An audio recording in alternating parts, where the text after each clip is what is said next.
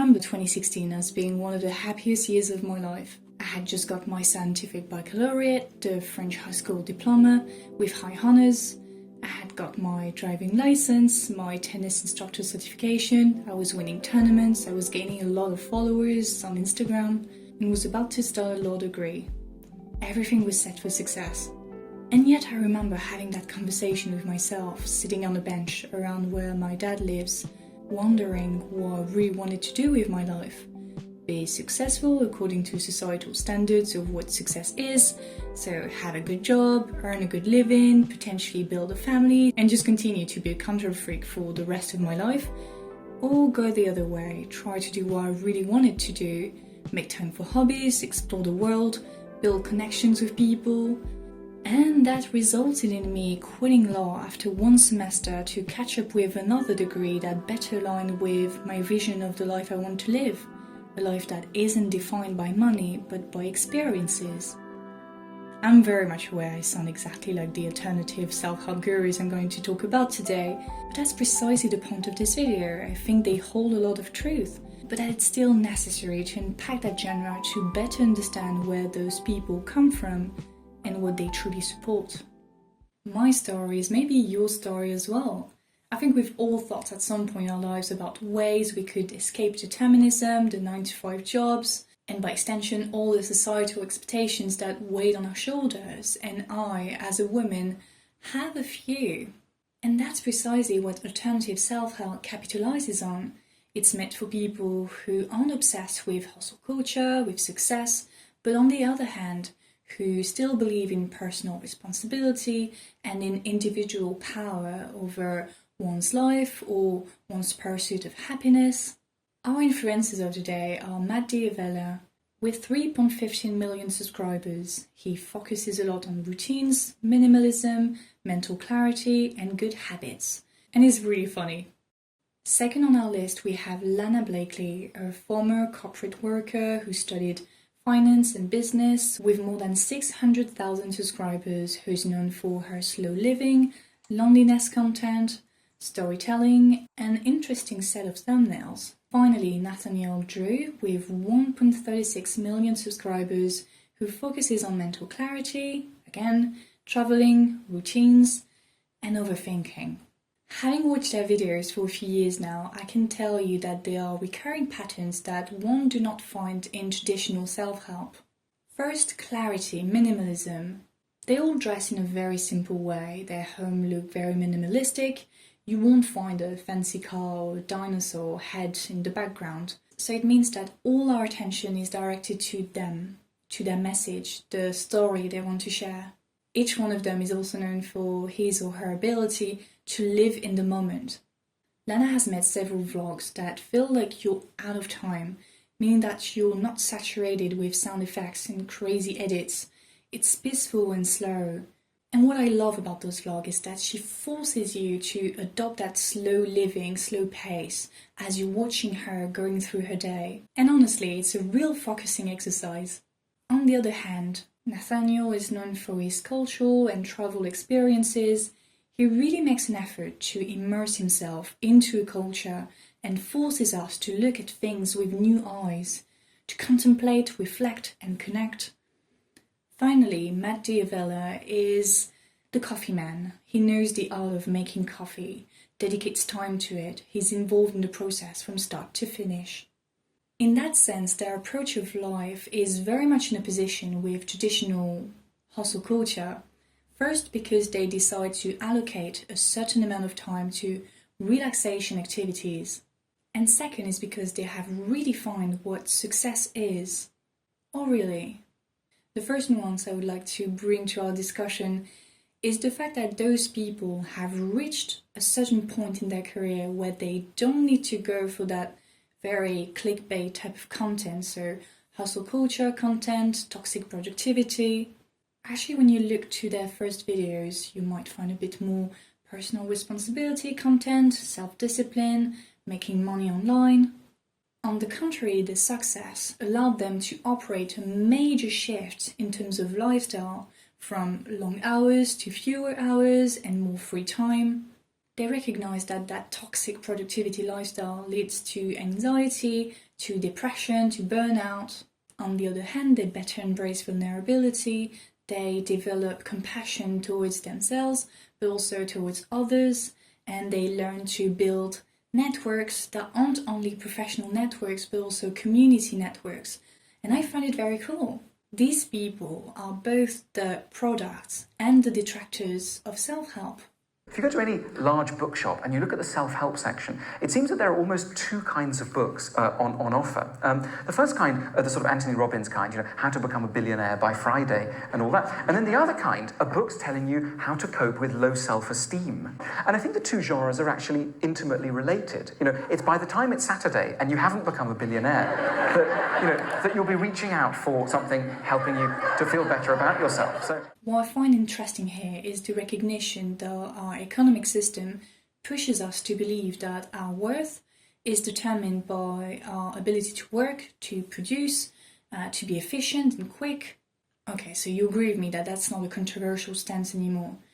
But now that you've recognized it, what do you do about it? I guess there are two ways to come to terms with that.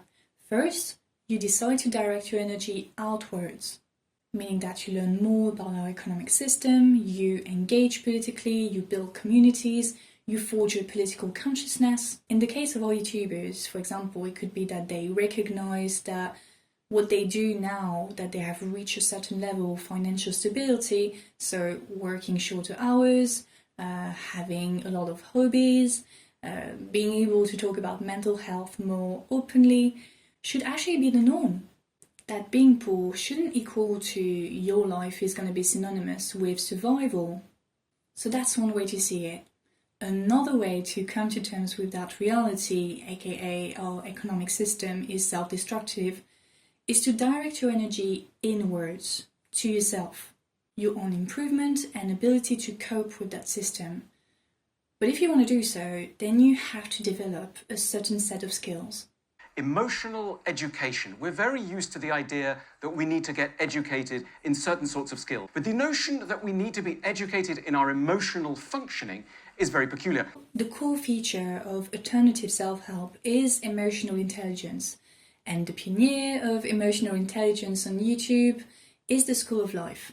At its core, emotional intelligence is about mastering your emotions in the workplace to become a better leader. But Alain de Botton and other alternative self-help gurus have extended it to all areas of life.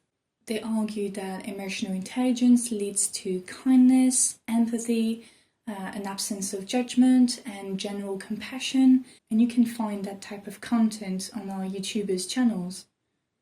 Little parenthesis here, or may I say little flex. Actually, I've had the opportunity to talk with Alain de Botton, the leader of the School of Life, more than a year ago, because he had started an Instagram account separate from the School of Life where he shared practical wisdom and daily quotes. And yeah, he was asking me, a random follower, about the future of the School of Life and if I thought they should go back to their philosophical, historical type of content, or if they should continue with the psychoanalysis, psychology type of content. And I said both. It's a bit unfair because the account does not exist anymore, so I can't have like a real proof except those little bits of conversations, but I promise it existed. There's still a website mentioning it, so trust me on this. I truly believe that the work the School of Life is doing is very beneficial for those people who are looking for that type of alternative self-help. They open discussions around mental health, depression, rejection, failure that did not exist on YouTube at that time. But I have to nuance that because there are a few problematic things about the School of Life that needs to be addressed. One of them being that they never or almost never indicate where they get their scientific information from.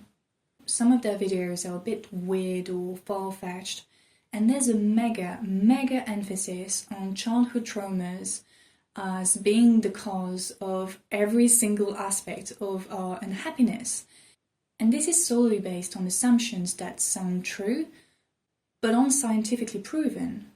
It's very similar to your zodiac sign and what it tells about yourself. You might hold those characteristics as true because you feel like they resonate with your personality, yet there is no science to back that up. And it's fine, it's totally fine, there's nothing wrong with believing in zodiac signs. I mean, sometimes they're quite funny, but I think it's still important to state it. But if the School of Life is looking for someone to hire to bring a bit of social justice, historical or scientific perspective to their content, hi. I'm almost done with my master's. I need to find a job. Now this critique leads us to another thing that I'd like to discuss with you.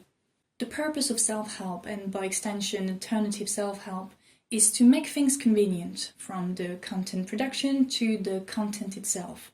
And a big part of that convenient aesthetic comes from the general absence of anything remotely political or factual.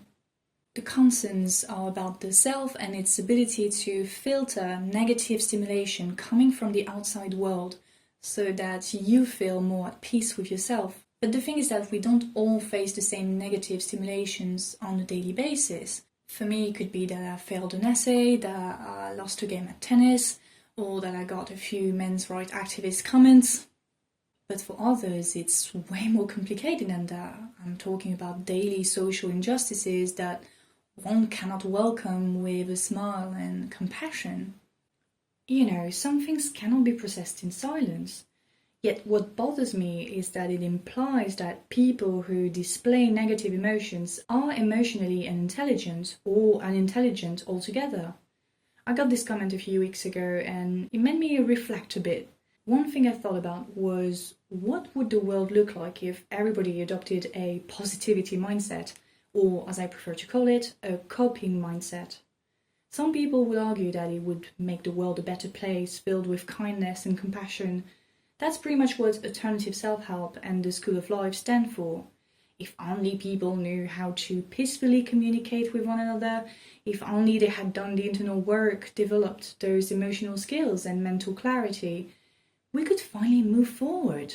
So what happened is that they refuse to engage politically and instead promote universal moral values, but the message they convey is in fact political. Namely that if your experience of the world has led you to develop negative feelings, hate, violence, revenge, then you need to fix something within you. You are the problem, not the system. You need to develop compassion and understanding for the people who oppress you, because they too are suffering. Alternative self-help gurus will distance themselves from the struggles they don't experience instead of engaging with them, cut themselves from the real world, leave social media, simply because what's going on in the world doesn't affect them. I know YouTube is set in a way that any form of divergence from your niche can be detrimental to your channel's growth, and so I completely understand that Matt, Nathaniel and Lana don't want to get too political. That's not what their audience is expecting from them. But I hope that they are aware that the message they send through their content echoes that work on yourself to cope with the system without questioning the injustices of that very system type of mindset. And I'm hopeful because they've shown signs that they are. Hear me on this. What if getting angry was self-help? What if talking about social injustices was true self-help? In the past year, I've realized that I've become a better, happier human being by actually decentering my attention from my internal struggles and focus instead on bigger causes, on other people, social injustices, something you find here on commentary channels like this one. And that for me, that's what self-help truly is.